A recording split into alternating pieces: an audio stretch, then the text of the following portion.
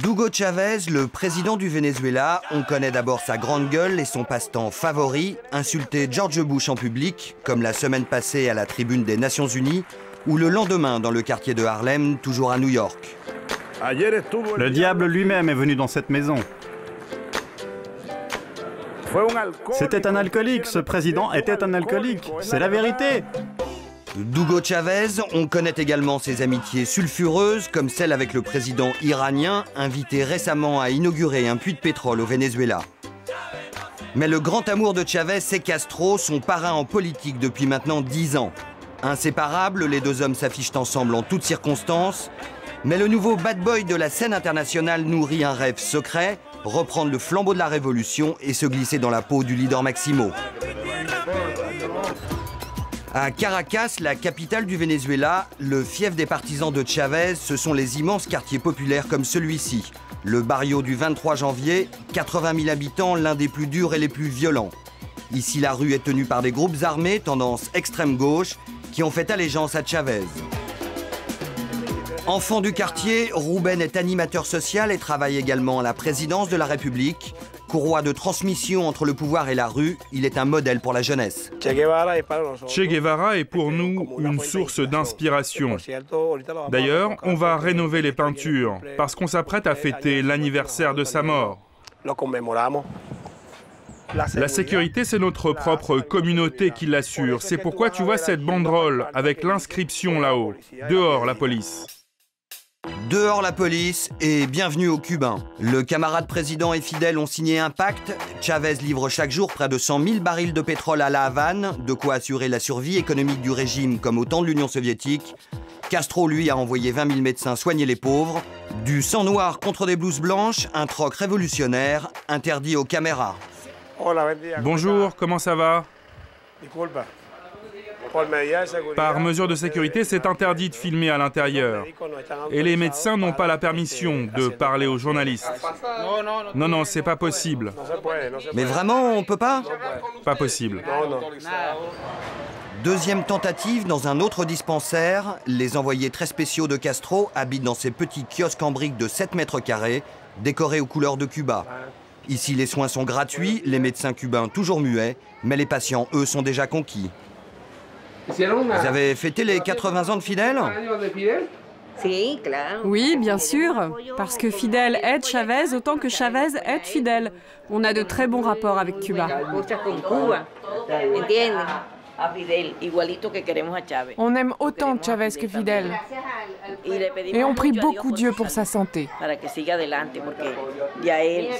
Et grâce aux médecins cubains, on a tout ce qu'il nous faut ici. Qui sont ces 20 000 médecins qui forment la Légion étrangère de Castro et quelles sont leurs motivations? Rendez-vous clandestin à l'autre bout de la ville avec l'une de ces révolutionnaires en blouse blanche. Volontaire au sein des brigades internationales, sélectionnée personnellement par Fidel, cette dentiste d'une trentaine d'années a accepté de nous rencontrer. Installée depuis plusieurs années au Venezuela, elle gagne 400 $ par mois, soit 10 fois plus qu'à Cuba, mais vit toujours en liberté surveillée. Le jour J, ils nous ont appelés et emmenés à la salle de conférence, où on s'est retrouvés directement face à notre commandant en chef Fidel Castro. Et il a salué personnellement chaque groupe de dentistes qui partaient pour le Venezuela. On a discuté avec lui de 7 h du soir jusqu'à 5 h du matin. J'étais très impressionnée. Il y a plein de choses qu'on ne doit pas faire. Ne pas sortir de notre zone de travail, ne pas sortir après 6 h du soir, ne pas aller à la plage. Plus précisément, on a l'interdiction de parler de politique. La seule politique que nous venons faire ici, c'est de donner l'exemple. Et pour vous, le Venezuela est un pays socialiste? Implanter le socialisme ici, ça va prendre du temps. Chavez doit avoir plus de poigne sans rogner pour autant la démocratie. Chavez, un président trop mou au goût des révolutionnaires cubains. Ou peut-être l'ancien sous-officier n'a-t-il tout simplement pas la stature pour endosser l'uniforme de Fidel Castro? C'est l'analyse de Fausto Masso, un écrivain cubain de gauche, ancien compagnon de Fidel, exilé depuis 40 ans au Venezuela, où il anime un talk-show quotidien à la radio. Chavez rêve de remplacer Castro, mais Chavez n'est pas Castro. Castro a eu son baptême de sang et c'est ça qui donne à l'homme politique sa dignité. Chavez, lui, n'a que le baptême de la parole, de la tchatch. N'empêche, Caracas vit déjà un peu à l'heure de Cuba.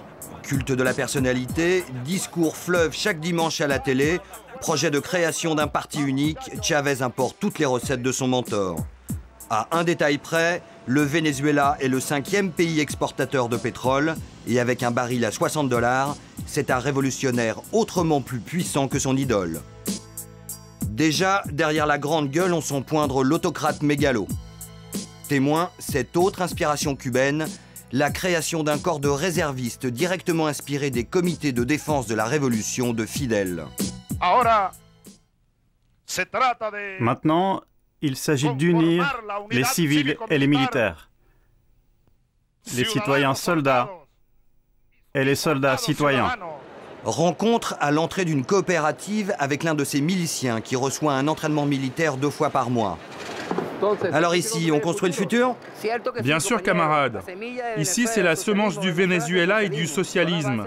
Et les bases, on les trouve à Cuba. Et c'est quoi les réservistes? Les réservistes, c'est le peuple armé. C'est offrir notre vie pour ce processus, pour le Venezuela, pour les prochaines générations, pour mon commandant-chef. Une autre question, mon frère? Cette militarisation croissante du pays inquiète, d'autant que Chavez utilise l'argent du pétrole pour acheter des stocks d'armes, essentiellement russes, et les rumeurs sur la présence d'instructeurs militaires cubains se multiplient. Théodore Petkov est un homme en colère. Lui, la conscience de la gauche vénézuélienne, l'ex-guerriero des années 60 devenu ministre et aujourd'hui journaliste, ne supporte plus la paranoïa de Chavez quant à une possible invasion américaine. La guerre n'existe que dans le délire de Chavez. Chavez est un mythomane, c'est lui qui a inventé l'idée que les gringos vont nous envahir. Et ça fait 4 ou 5 ans qu'il nous en parle. Le vrai danger, à ses yeux, c'est la cubanisation rampante du pays. Ce qui m'énerve, c'est la présence de milliers de personnes dont on ne sait pas, à l'exception des médecins, ce qu'ils font exactement ici. Ils sont dans les services de sécurité, dans les forces armées. Il y a une infiltration, une ingérence cubaine complètement injustifiée. Et vous pouvez être sûr que les services secrets vénézuéliens sont dirigés aujourd'hui par les Cubains. Des accusations réfutées par le conseiller militaire personnel de Chavez. Il n'y a pas un seul conseiller cubain ici. Le seul conseiller militaire dans ce pays, c'est moi. Et les autres officiers de l'état-major. Il n'y a pas un Cubain, à moins que tu trouves que j'ai l'air d'être un Cubain, moi. Jusqu'où ira Chavez? Bien campé sur ses réserves d'or noir, il trace son sillon et prépare déjà l'avenir, assuré d'une large réélection en décembre. Fidèle à son maître, il a créé son parti de la jeunesse. Ici, on forme l'homme nouveau, proclament les murs. Dans cette caserne, on sélectionne les futurs cadres de la Révolution, tous envoyés en stage à Cuba. Ils en reviennent comme lobotomisés. Big Brother n'est plus très loin. Ça va, mon frère? On est là, jusqu'à Cuba. Vite, vite, à Cuba! Je pense que le danger est imminent parce qu'on est un pays pétrolier et les impérialistes nous observent. Comme le dit le commandant dans ses discours, il faut être prêt. L'invasion est imminente. Et comme dans toute bonne république socialiste, on célèbre la victoire en chantant, des slogans du Che et des prières. La Kalachnikov et la Bible, ce mariage-là au moins n'est pas très cubain.